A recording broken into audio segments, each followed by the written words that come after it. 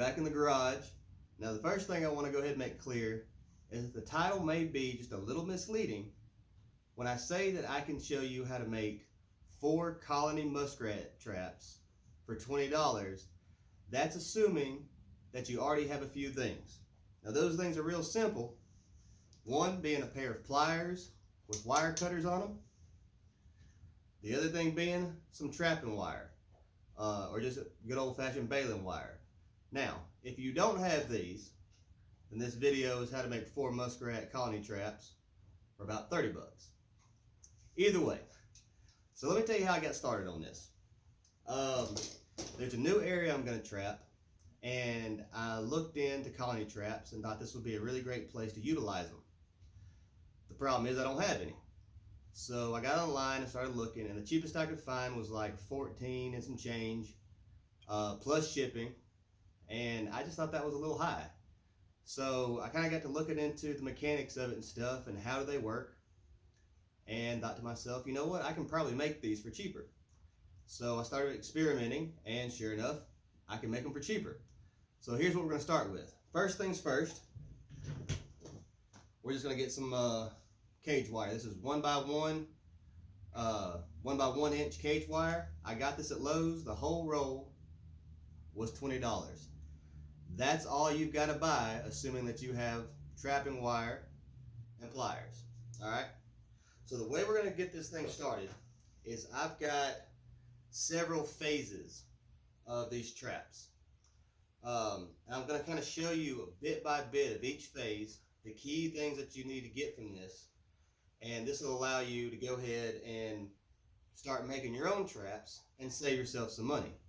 Because at this rate, we're looking at about $5 a trap, which really ain't bad. And they're the exact same thing, maybe not as pretty as what you're going to buy online anyway. So, first thing I did was decide to measure this out. I went by the dimensions that I saw online. Every trap's a little bit different, but this is what I went by. So it's going to be 28 inches wide across, right? And then it's going to be 24 inches long. All right? The reason we do 28 inches is because we're going to fold this thing 4 times, and we're going to go 7 inches each fold. The great thing about this wire, being a square inch, you can sit there and count your squares. 1, 2, 3, 4, 5, 6, and 7. And I know right here is where I need to start making my first bend. So the way I do that is I'll take my fingers, I don't know if you can see on the camera, I'll take my fingers and put on each side of my number 7. So 1, 2, 3, 4, 5, 6, 7. Okay, so here's 7 right here. So I'm going to go on 6 and 8. And I'm just going to start bending. And once I get it bent on that seam, I just keep following that.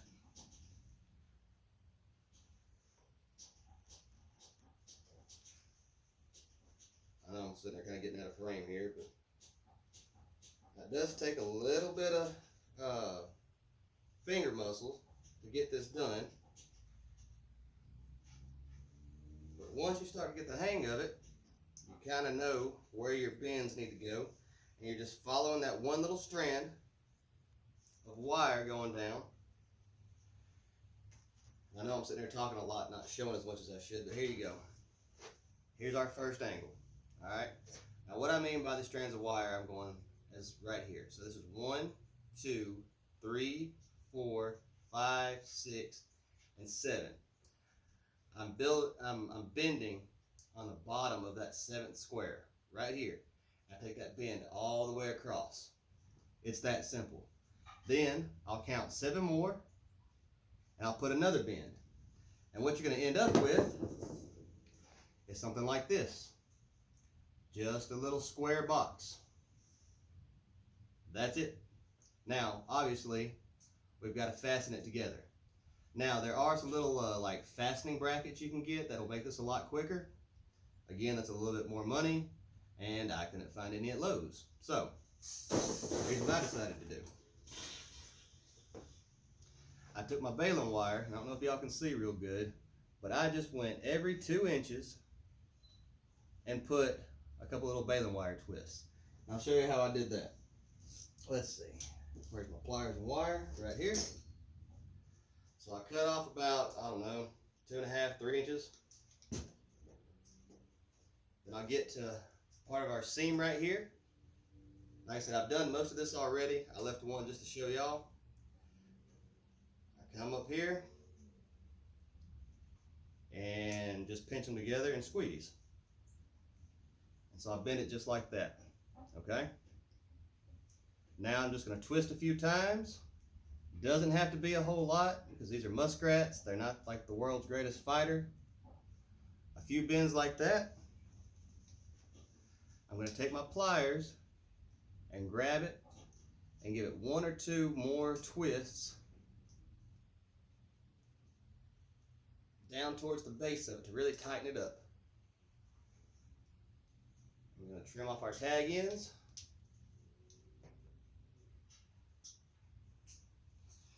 And then all I'm going to do is take this twisted part and just bend it to the side like that. And that's it. That's what we do right here. That simple.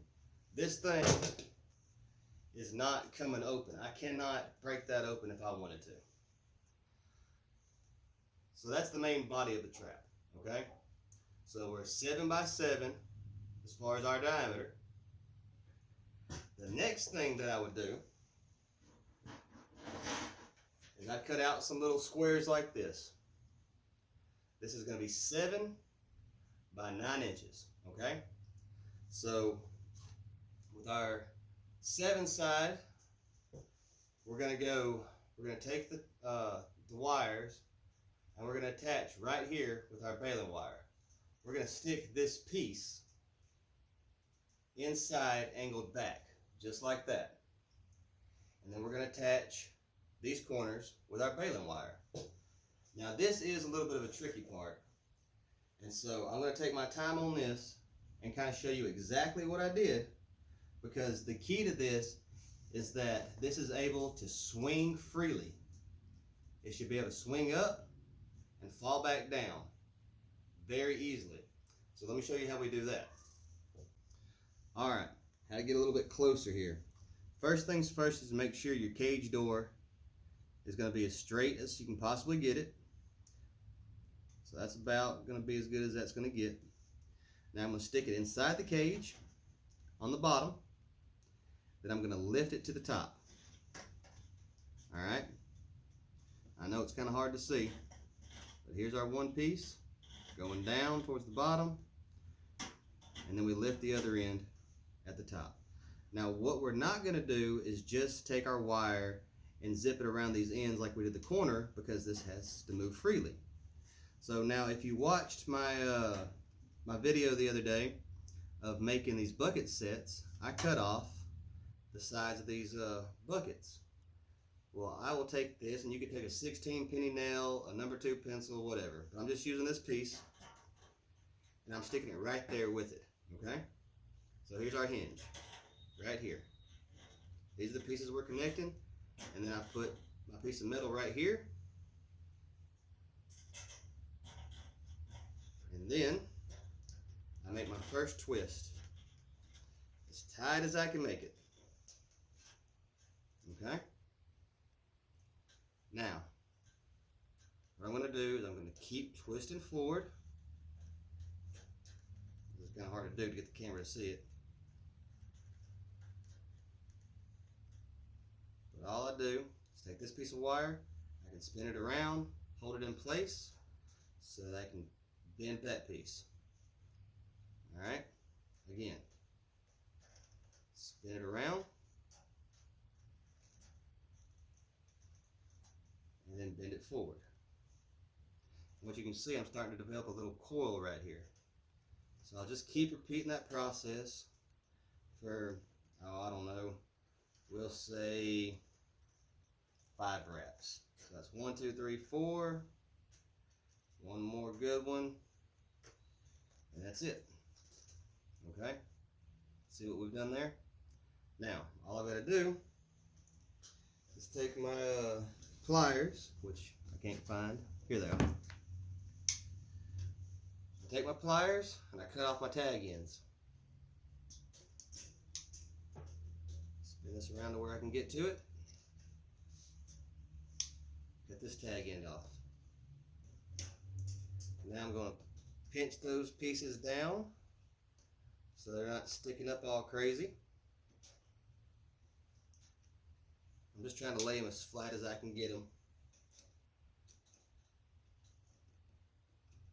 Alright, now this is why this is so important.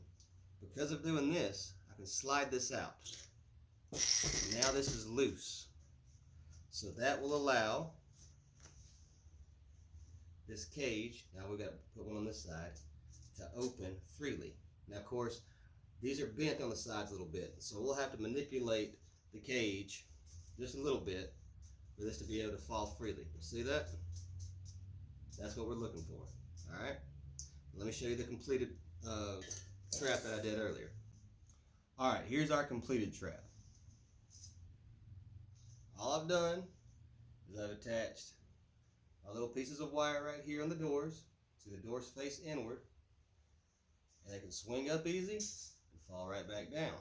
Do the same thing on the other side. And swing up easy and fall right back down. Now the concept is that you put this up against a muskrat's house, like a hole, a bank den, or maybe along the side of a bridge or in a narrow part of a creek. These muskrat just swim right in there. I don't know why. It makes no sense to me why they know that this thing's going to flip up for them. They swim right into it. Now, the way these doors are facing, no problem to open it that way. But when he turns around or goes forward, it will not open the other way. So he'll be inside pushing against these walls, and it will not open. And the muskrat essentially just drowns in the cage, and that's it. And so there you go. Now it does take a little time. I suggest you use some gloves because your fingers are going to be sore and dirty like mine, but it's well worth it. You know, it's 4 traps for 20 bucks, and you know, you catch 2 muskrats in each one, you've easily paid for everything. That simple. You know, and I've seen guys set these things up on a good little bank den or a good run and catch 5, 6, 7 at a time in one trap. Well, that's pretty much all I've got. So I hope you enjoyed it. I hope this helps somebody. If you like what you see, go ahead and hit that subscribe button. Hit the bell for notifications for when I post something else. I hope this helps you catch a little more fur, have a little more fun, and save a little money in your pocketbook. Till next time, y'all.